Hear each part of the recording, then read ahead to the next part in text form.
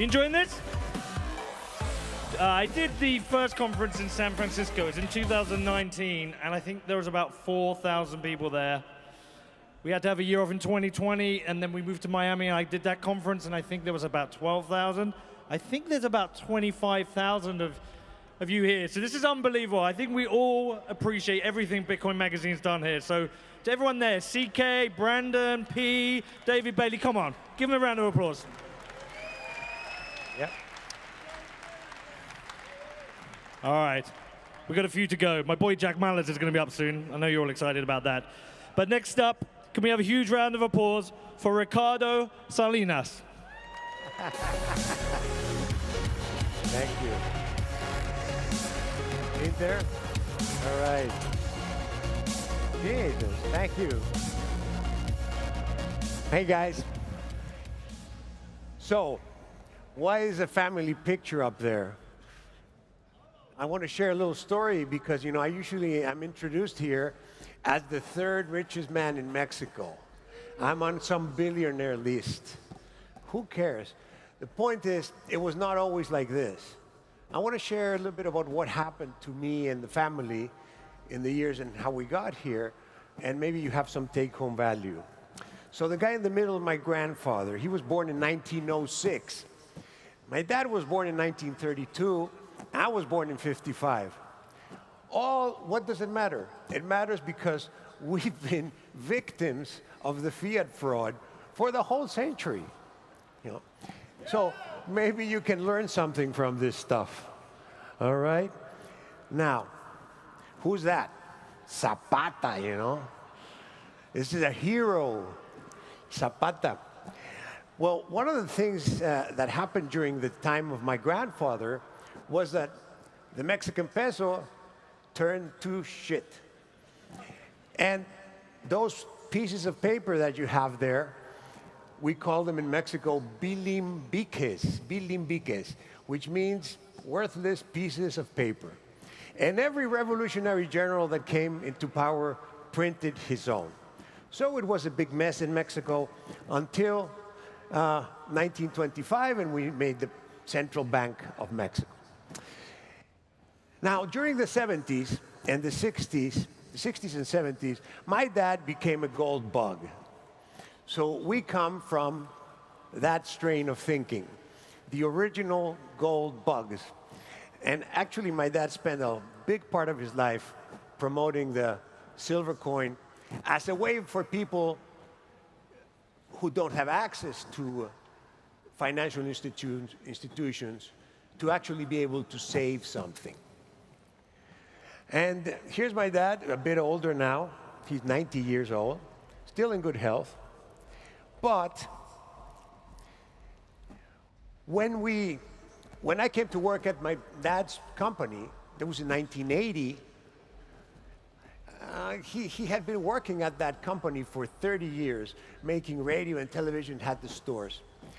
And he had taken out a loan of $9 million to grow the company. What happened was we had a huge devaluation, and the peso went from 24 to almost 3,000 to 1. Of course, our company went broke. We went to Chapter 11, and we had to get rid of a lot of people. I got to work there. But that's me, handsome young guy, eh? I was making $2,000 in 1980, and a few years later, I was making 20 bucks. The same salary was down from 2,000 to 20 bucks. So I know about hyperinflation. I've been there. And it's not the same to know it in theory as to actually be a victim of it. Now, the bad news is that the US and Japan and the UK and the Euro bloc, they're going exactly the same route as my country went in the 80s. It's exactly copy-paste. You could just change the numbers, but the graph would be the same. Take debt. It's horrific, 36 trillion, and this is on the books debt. not counting the off-the-book stuff. The assets of the Federal Reserve. I love this description, you know. So the Federal Reserve has a lot of assets. That must be great, wasn't it? And they're buying bonds. That must be great. Well, actually what they're doing is making fake money out of thin air and loaning it out to create purchasing power. To the tune of, we're now $9 trillion of fake savings made by the Federal Reserve. And this is up from the pandemic times, from 4 trillion, it's up to 9 trillion. But if you go a little bit back to 2005, it was 0.8 trillion. So the creation of fake credit, which equals purchasing power, has been astounding. The problem is because the dollar is the reserve currency of the world, you can't do anything about it. You can't go out of the dollar unless you go to Bitcoin. But it's going to happen, you know, there's no way that people are going to be expropriated like that. And these are the guys. These are the guys. Eh? And you gotta say it, you know, the fat guy there, I know him, he's a Mexican. His name is Carstens, and he runs the Bank for International Settlements. And you know that thing over there on the right side? Christine Lagarde, she runs the Euro Central Bank. And, oh, you know the one on the left here, right? She's your own creation. She ran the Fed before, but now she runs the Treasury. It's the same thing. And this fiat religion it's high priced, and you can see them right there. And their religion is not tolerant. They hate anybody who's a heretic. There are lots of heretics in this room now. Lots of heretics, and that's good. And you know what the next trick they have up their sleeve, these people? It's called a very nice acronym, CBDC. Central Bank Digital Currency. That's even worse than the dollar. It's much worse than the dollar because if the CBDC is issued, these people will have full control over how you can spend your money. How? For example, oh, smoking is really bad. I like cigars. No. CBDC currency would not be good for a cigar. Of course, partying after 2 a.m., no, forbidden. No money after 2 a.m. Whatever. They think it's a bad idea. They close your capacity to spend your money. Furthermore, they will be tracking 100% of all your spending and what you spent and how you spent it. They're pretty devilish people, eh? And you know, it's not that they are ignorant. These people are very smart and highly educated. And the devil over here on the right side, she was at the IMF before. And there's papers, you can look for them on the IMF website, where they say the way to deal with government debt is through inflation. We will liquefy the debt and get away with paying less. So there you are. But is this the future you want? You are here, $2,000. You're going there, $20 a month of salary.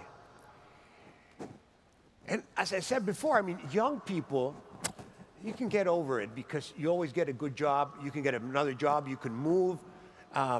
There's always a future for young people. But for older people, people who are looking forward to living from their savings and from their pension money, they're going to be wiped out. And this is very, very unfortunate.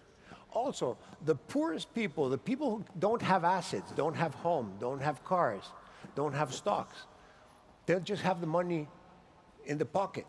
They're going to be wiped out. And it's not nice. It's not something that you would wish on somebody. But I can tell you, I have been there and I have done that, and it's going to come. It's not a pretty sight. So what can we do? We can buy Bitcoin and sell those shitcoins that we have there. Yeah. And definitely no to fiat fraud. This thing is literally useless. I mean, it's not even good for toilet paper.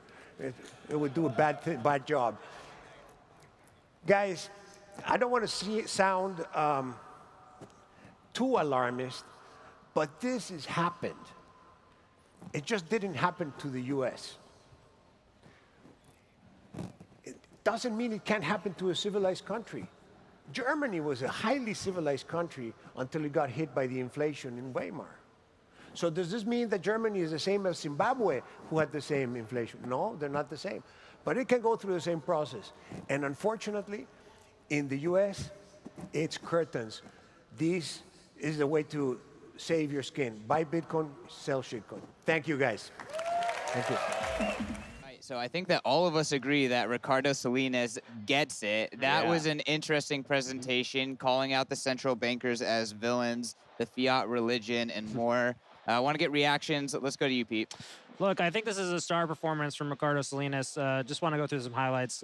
Starting with his past, framing himself as a victim of the fiat fraud, talking about how his father was a gold bug, but also painting the villains, right? So drawing this contrast of that we should be against the CBDCs, Janet Yellen. But look, I think his message that this has happened to him and that this could happen here, it was nice for the crowd and a huge update, I think, from the more mixed bag from what we saw from Peter Thiel. Let's go to you, Ben. First of all, huge thumbs up to the slides. I think those are some of the best slides I've seen all day. It really hit home how quickly that experience was for him. Like it was time span 8 years. Right. $2,000 to 20.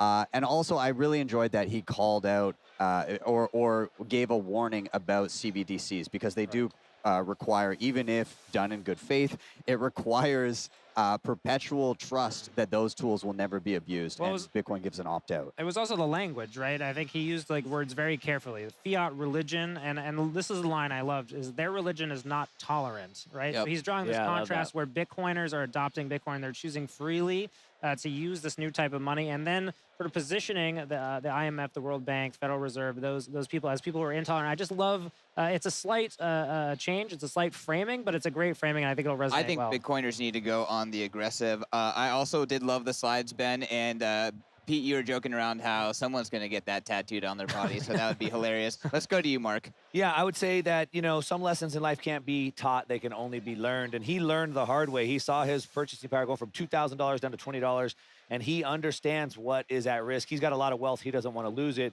And this is the first time I've seen him speak live, but he gets it, like, really gets it. Yeah, I would just hop on that and say that this, in many ways, this is a debut for Ricardo Salinas. He hasn't really spoken that much to Western audience. Obviously been active on Twitter, but I think it was nice to see someone come in and make a big splash, because as we were talking about some people earlier today, you know, we've heard a lot from Kathy Wood, Michael Saylor. These are people who we've heard over and over again and maybe priced in their framing, their perspective, whereas Salinas, new, bold, and interesting. Ooh, so I thought what was interesting is when we saw Peter Thiel, we were kind of contrasting against Peter Thiel. He framed up also enemies of Bitcoin. Right. But he talked about investors. He talked about Warren Buffett. He talked about Jamie Dimon. He talked about Larry Fink.